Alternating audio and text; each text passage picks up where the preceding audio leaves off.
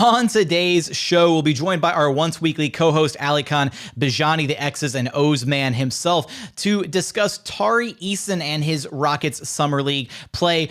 What does Tari Eason bring to the table offensively? What is the best way to describe his offensive archetype as an NBA player? And what right now is his best offensive skill? We'll also take a look at the impact that he had defensively throughout Summer League and how he projects to translate as an NBA defender. And where does Tari currently rank amongst wings on this Rockets roster? All of that and more coming up right here at Locked On Rockets. This is Mission Control, Houston. Ignition sequence start. The Houston Rockets select Jalen Green and Jabari Smith Jr. T-minus 15 seconds. Guidance is internal. Every time I step on that floor, I'm coming. You're getting somebody who's going to come in with a chip on their shoulder, somebody who's going to come in and compete from day one. 6, 5, 4, 3, 2, 1.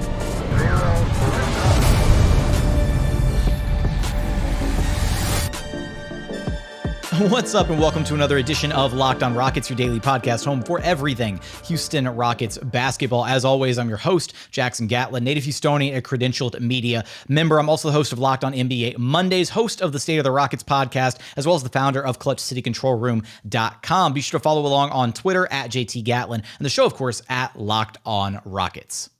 Joining us now for his once weekly appearance here at Locked On Rockets is, of course, our once weekly co-host, Alykhan Bijani, the X's and O's man himself. He hasn't abandoned us yet. We've made it 3 episodes in a row now. I'm excited for what the future holds between this. I can't be the one to call us a dynamic duo. That sounds really pompous if I do it that way, but are we the bigs like in Minnesota? You have Gobert and Towns. I like to be Towns, by the way. You can be Gobert, but I don't want to be Rudy Gobert. That's an insult here on this podcast. Rudy Gobert is we're not going to talk about Rudy Gobert. Wait till we do our rankings for this season. I'm curious where you have the Timberwolves. But okay, anyway, sorry. All right. With that, on today's episode, we're going to be focused not on Rudy Gobert or Karl Anthony Towns or anything Minnesota Timberwolves related. We're going to focus on Tari Eason, who is arguably the most exciting of the 3 Rockets rookies at Vegas Summer League, at least relative to expectations, depending on the person that you ask. And we're going to talk a little bit about his offensive role, what we saw out of him on that side of the floor, what his offensive archetype might be best defined as. We'll also take a look at the defensive side of things. We'll take a look at his shooting, and we're also going to kind of rank him as to where he stands regarding, I guess, amongst the rest of the Houston Rockets wings on this roster going into next season. So looking at things just right out of the gate, Alykhan, right? Tari impressed on both sides of the floor, right? And we're going to talk about both sides. We're going to go over some of the numbers, both offensively and defensively, that stood out to us. But kind of starting things off here, trying to set the table, looking at what is to be, I guess, Tari's offensive archetype as a player in the NBA. And I think you could very easily just blanket and call him like a 3-and-D wing. But I think there's so much more to his game than just calling him a 3-and-D wing, don't you say? Yeah, I think the best way to describe Tari Eason is how Prospect Development Web, PD Web on Twitter, described him. Or just overall with forwards and just modern day forwards. And I'm going to quote it. He said, situational agnostic player with positive impact. And later went on to say, one-man solution to any 5-man problem. And I really like the way that's phrased, because the way you view players like Tari Eason, you can view the same with Kenyon Martin Jr. and Jae'Sean Tate. They're like ideal modern forwards, long, athletic, strong. You have flexibility with how to deploy them, and they can essentially act in multiple roles. So, for example, defensively, you can have Eason play 4 and be a weak side shot blocker, play the 3 and be someone who navigates around screens and plays terrific point of attack defense, which we've talked about previously. You can have him play some of the 5's role and allow him to contain the dribble or contain the paint with his length and eventual strength as he adds on. So offensively, that's what you asked me about. I think for me, Eason is coming into the league with the role player floor and a star player ceiling, if that makes sense. And what I mean by that is you're going to ask him to shoot the corner 3, maintain spacing, attack closeouts. But what he has upside with is potentially, maybe over time, is the ability to be able to put the ball on the floor and attack closeouts, or be able to create even more consistently than that, right? Like, you want him to be able to get comfortable driving with his left hand and just creating on both sides of the floor. So for Tari, they're going to put him into a role initially, early on in these first few seasons. Let him grow, let him become comfortable. And once he's comfortable, then that role, can slowly over time be transformed. So right now, though, I think we'll see a few things. Screening, particularly in transition. So essentially like setting a quick brush screen, or we've talked about the wiper play a lot these last few months. So like that wiper screen where you're essentially forcing a switch or a miscommunication, or, you can just do a simple slip to the rim where he can finish. And he's working on getting better at that finishing ability, by the way. So he'll be also expected to run the floor in transition. And to me, Jackson, I think they're both very similar, especially in transition. And I really like how Tari attacks the middle of the floor. I know when you were there in Summer League, you saw a lot of that, right? You were sitting courtside. You saw how both of them were so up defensively, right? With their switching, their point of attack defense. They were oftentimes the first players to cross half court. So just curious from you, what did you see from him in transition?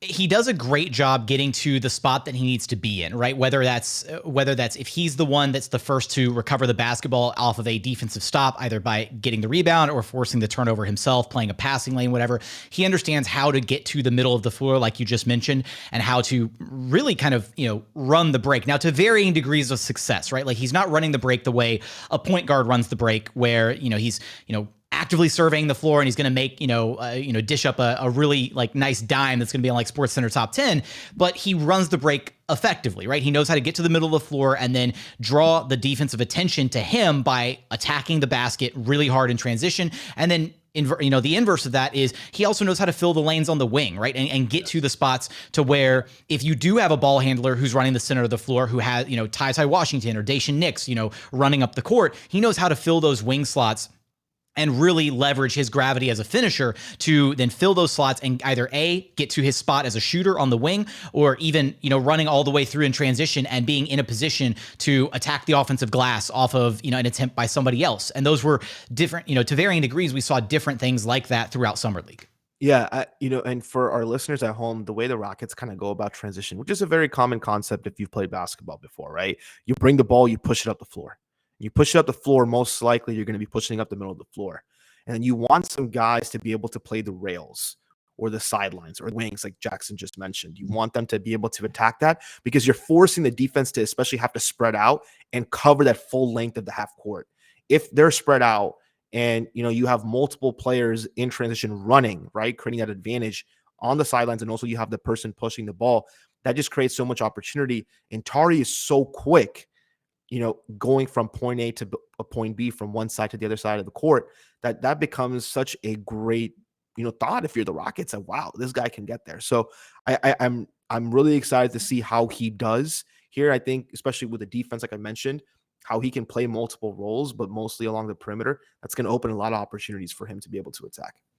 Yeah, I think it might not be as eloquent as the way that PD Webb kind of described him as far as his role, because that was a little bit more descriptive than I was thinking we were going to go with this. But I like it because for the purpose of what we're trying to do here, which is really break down what Tari can be offensively. I do like that identity, and I think a big part of that, both his offensive game and his defensive game, is the identity of being a versatile force, right? Somebody who can do a lot of things on both sides of the basketball. And so to me, if I had to classify him as a certain archetype, right, I could say, two-way versatile wing is, I think, the best, because again, calling him a 3-and-D wing is almost a disservice to the different things that he at this point in his career is capable of. Potential even has, right? Yeah, exactly. He can, there's a lot of room there left to grow.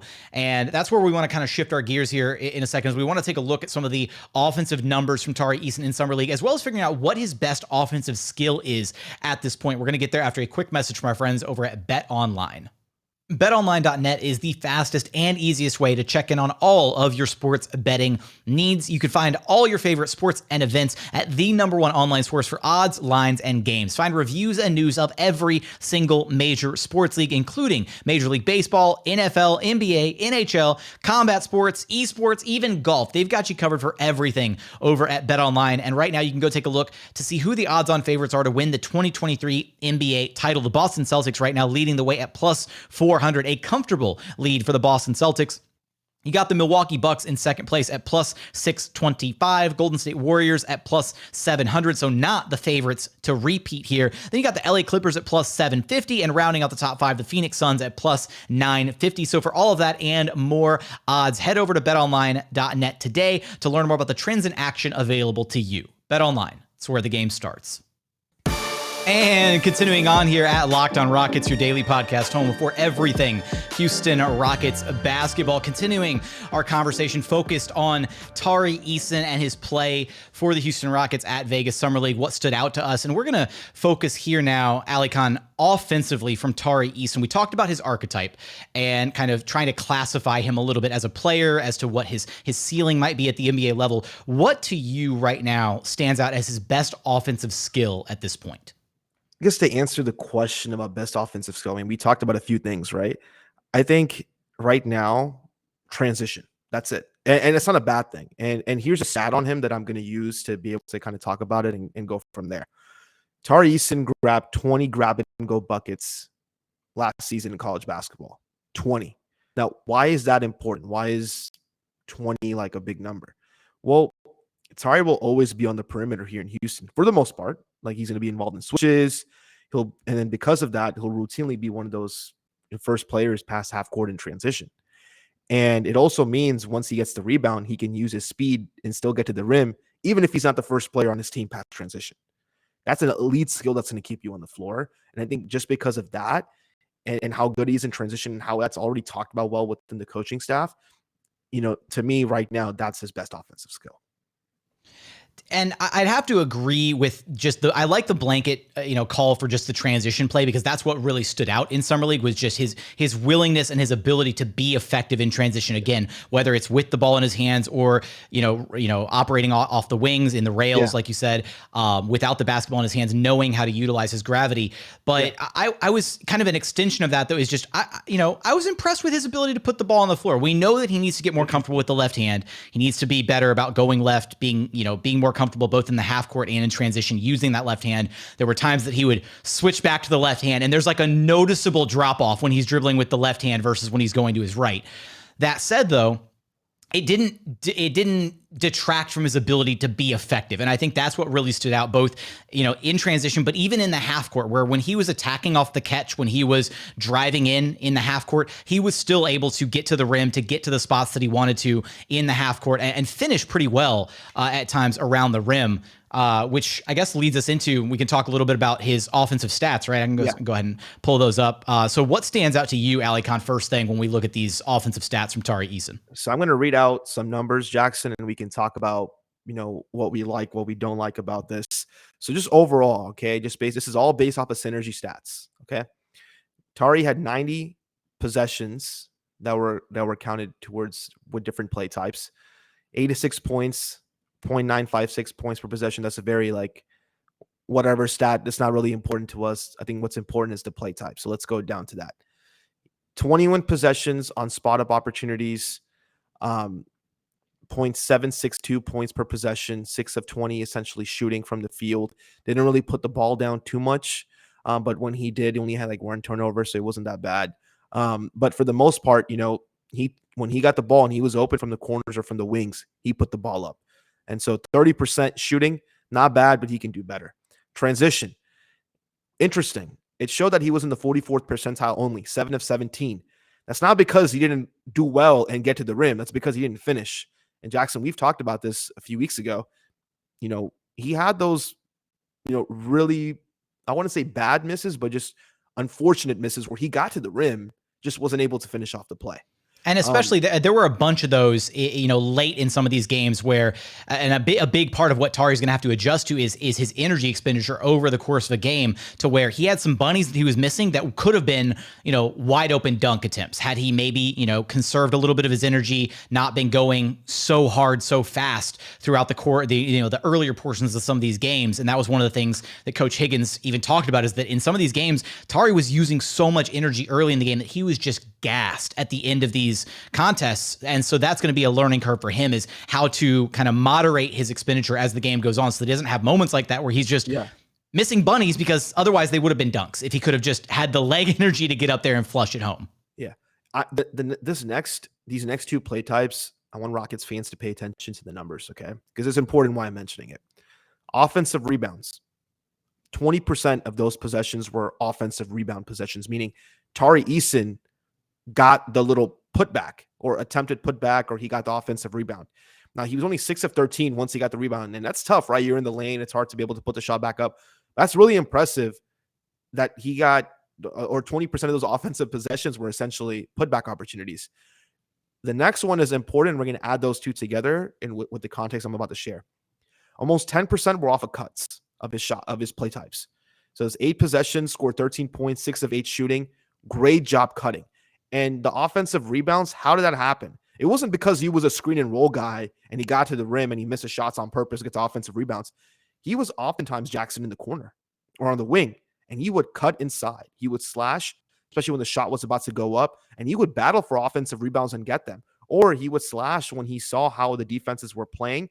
So one thing that I'm curious when we talk to Steven Silas towards the beginning of the season to ask him about is the changing landscape in terms of defenses. And I think you saw some of the experimentation in summer league with some of these defenses a little bit. But why I'm bringing all this up is because Tari is really good at learning and reading gaps and how NBA defenses are playing nowadays, especially if you go back and watch the playoffs, is that defenses aren't geared necessarily towards a man-to-man or zone. It's a hybrid. And I know a lot of people have a tough time kind of calling the name of what that is, but essentially the purpose of those defenses are to be able to take away the spots on the floor where the ball touches the most. That doesn't necessarily mean the touches while dribbling. That also means touches while passing. So if you have a guy like Tari Eason who can collapse that help defense, collapse those gap assignments, and get to the rim, that opens up those cuts for scores. That opens up opportunities for offensive rebounds. And I think Tari is so good at recognizing and giving, like, if he has that freedom, he has a really good feel with that freedom. And we've seen that defensively. But I think offensively with rebounding, and especially with cutting, he's really going to be able to make a mark. And I think that's where he can make his stamp, especially the first half of this upcoming season, is just knowing when to cut, knowing when to play off of Jalen and KPJ, knowing when to work with Sengun, and being able to go from there. So that's why, it's like 30% of his play types were just those two things. But that 30% is a product of his ability to cut and get towards the paint. And I do think, especially like we've talked about, especially defensively, right? The word that keeps coming back to me is his ability to anticipate things, his anticipation factor defensively, kind of understanding those opportunities when they do present themselves, right? You could also maybe call it gambling, right? At times, and I think that was at times maybe a knock on him at the college level. Is there were times where he gambled a little bit defensively in college, whereas it might have been better for him to just hold his ground, defend a guy one-on-one straight up, and have an opportunity to maybe poke the ball away or whatever, rather than risking, trying to shoot the gap or whatever and get force a turnover that way. But I think offensively, we very much saw that on display with his ability to crash that offensive glass, right? There's a reason that he was the leading rebounder across all of Summer League. And I think I'm going off the top here. I think it was like 3 or 4 offensive rebounds per game, if memory serves. So it's not like he was exclusively closing out defensive possessions to get those 10 and a half boards a night. He was actively racking up the offensive rebounds because of these types of opportunities that you just mapped out for us. Yeah, exactly. And so I mean, these are more or less his offensive numbers. Shooting, he'll have to work on. But, for me, I think that was a stat I really wanted our listeners to hear about. And we can even take a look at the, a couple of the shooting numbers here, right? Like if I want to make sure I don't want to miss this, because I'm not as accustomed to looking through Synergy stats as you are, because we have the second page here. I want to make sure there's anything here that doesn't stand out that we do want to cover really quick. So for our listeners, I'm going to point out a specific stat, his catch and shoot opportunities. Okay, let's go through those individually. Jackson, we can talk about it. He had 15 catch and shoot opportunities, only scored 12 points. Okay, 4 of 15 shooting, so that's 27% from the field. Guarded, he was 2 of 6 unguarded, 2 of 9 on unguarded threes. So obviously that is a point of concern. Not necessarily concern, but you want him to be able to work on his shot. If you can cut out some of those bad threes, and what I mean by bad threes, Jackson, is dribble threes he's not good at just yet. If you can cut those out, I think you have a chance to be able to up that percentage if he's just focusing on a specific type. And also, I know the Rockets are really helping him work on his shot mechanics itself. So one thing that he's doing, so as you guys know, we talked about this with Jabari shot last week. Jabari's really good at keeping his hands, like just really good hand placement, right? Keeps the ball, keeps his right hand with the ball, keeps his left hand in balanced position. What Tari does on some possessions, especially off the dribble, is that balanced hand essentially is on top of the ball. And what that does is that kind of adds a secondary spin or movement sometimes, which may not make the shot as accurate as you would want it to be. And he uses a lot of his arms, or he uses his arms a lot whenever he's shooting a basketball. So I think that's something they're working with him on, and he'll get better at.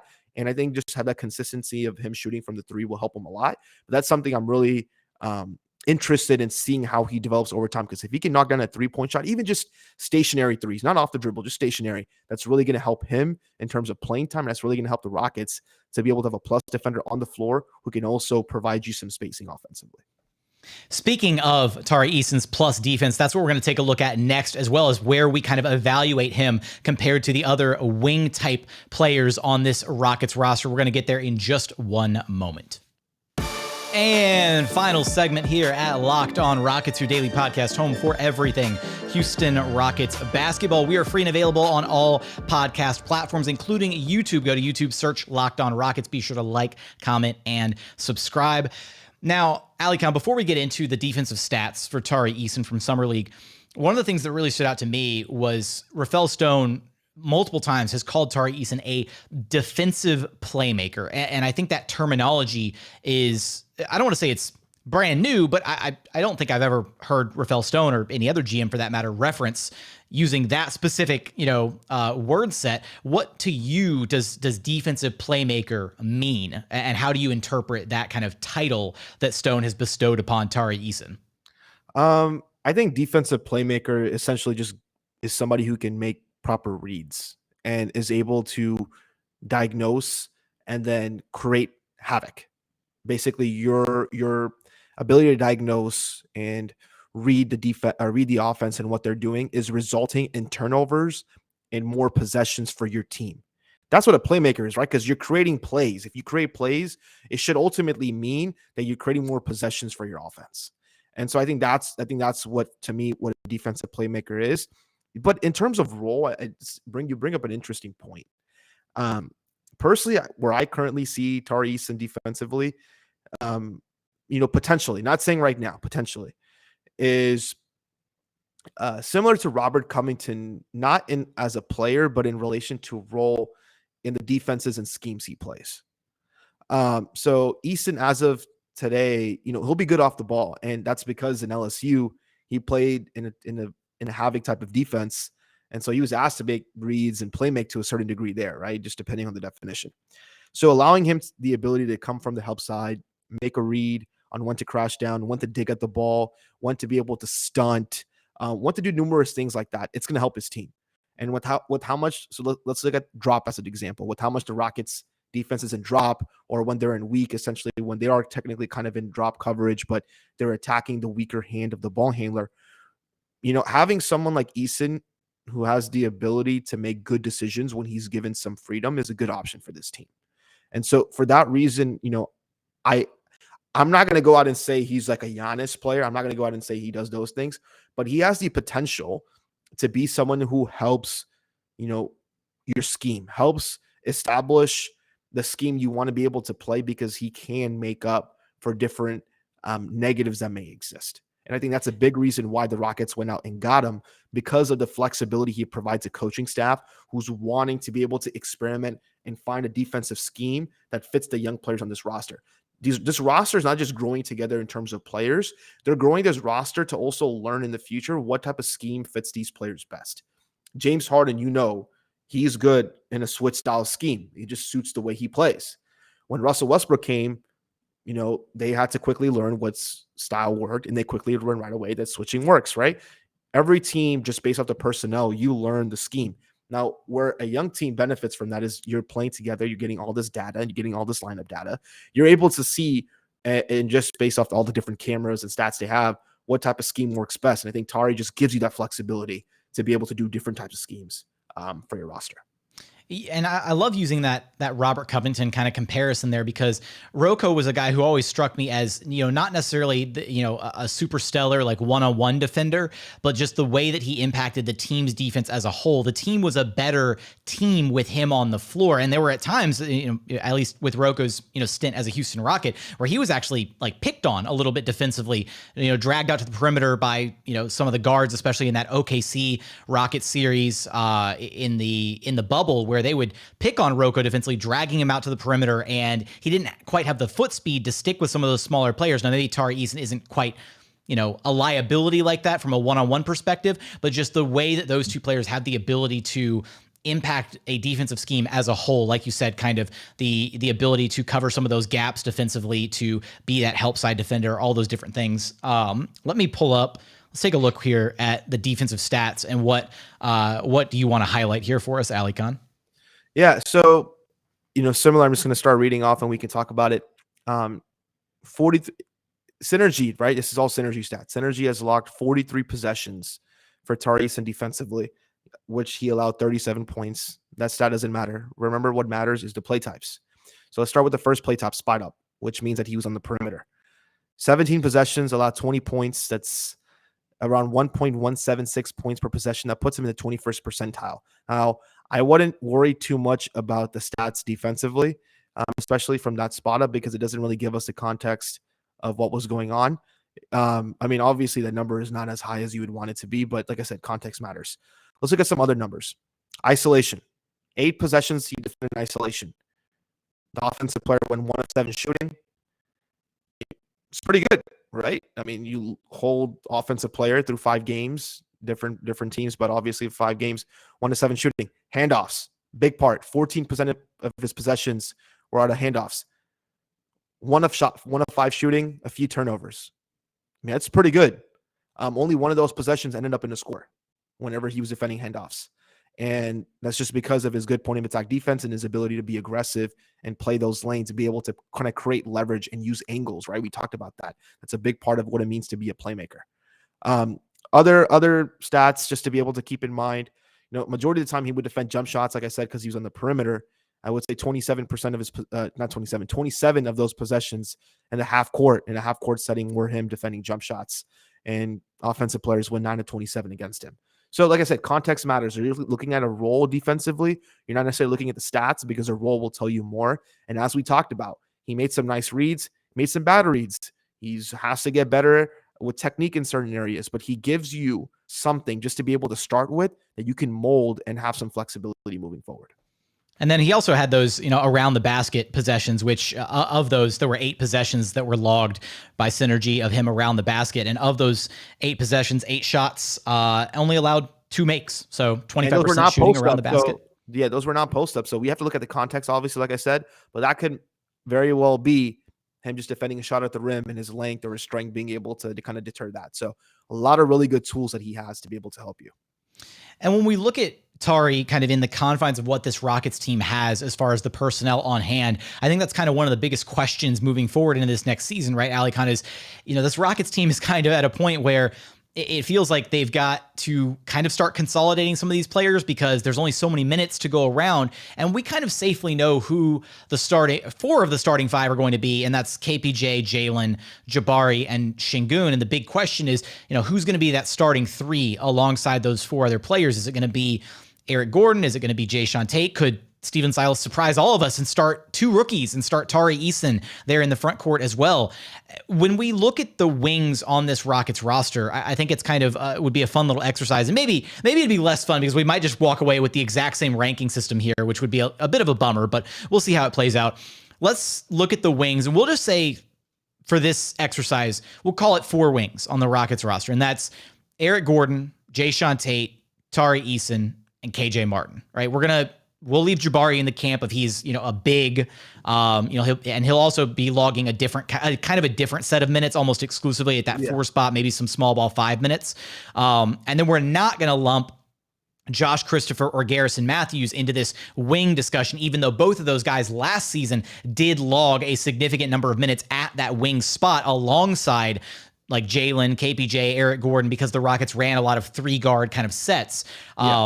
Now, those guys might find themselves playing some minutes at the 3 spot, but we won't call them wings for the purpose of this strategy. So, Alykhan, if you were going to rank these 4 players in terms of almost what do we want to call the ranking here? Do we just want to say best player or most likely to get minutes, or how do you think we should rank it? I think it just should be right now most ready to help this team. Okay, I like that. All right, so most ready to help this team. How would you rank these 4 players? Go. First is Eric Gordon. By far, he's the team's best player. You know, you got to have him start. He's there. Next is Jae'Sean Tate for me. Following KJ Martin, and then last is Tari Eason. And that's not. And I know a lot of people are, oh my god, Tari Eason was first team all summer league. Oh my god, what is wrong with this guy? This Indian dude doesn't know anything. First of all, I'm Pakistani. Okay, I saw those comments last time. But second of all, you know, I look at it from multiple lenses. Number one, Eric Gordon is going to be a kind of like a primary ball handler, but he's able to play off, be able to play the 3. He's one of your best, if not your best, wing defender or your perimeter defender currently, right? So that's one thing to look at. Second, Jae'Sean Tate, so many things for you. He does so many things for you as a player, defender, offensive player, on the court, off the court. I mean, just what he does and what he brings you and what he can play in a multitude of ways. That's important. KJ Martin, why? KJ Martin shows that he can shoot the ball. He needs to learn to be able to process the game better in certain spots. However, he is somebody who can play the 3, the 4, or the 5. I see him playing 3 next to Jabari and Sengun. I can see him playing the 4 with Jabari off the bench. I can see him playing the 5 in certain situations where they want to go small and just run and gun. So in all those senses, for me, KJ makes a lot of sense getting minutes there. And then lastly, for me, is Tari. I think Tari needs some more time. I think, and maybe in a game or two initially, the scouting report may not necessarily be read by the opposing team, so he may get away with some stuff. But eventually the scouting report will catch on to him. And I think he may be best suited to get some time in the G League. If not, and maybe he shocks me. Maybe I'm completely wrong. And you know, I'm okay with being wrong. I like to see success from all NBA players. But I think right now, just with the 3 guys you have ahead of him in the lineup, right? It just makes a lot more sense for me to be able to rank them from that way. You know, I'm really torn on this, and I understand the arguments that you've posed there for why you have KJ ahead of Tari. I think I have your exact list, except I would flip those last 2, if only because I think that right now Tari has flashed more defensive potential than KJ Martin has as far as the way that he can impact a defense. You think rebounding is a big part? I think rebounding, if you want to make that point, right? I think it's a good point. I think rebounding is a big part of it. I think Tari has shown that he can be a good rebounder. And with a team that struggled at rebounding these last 2 seasons, you want good rebounders on the floor.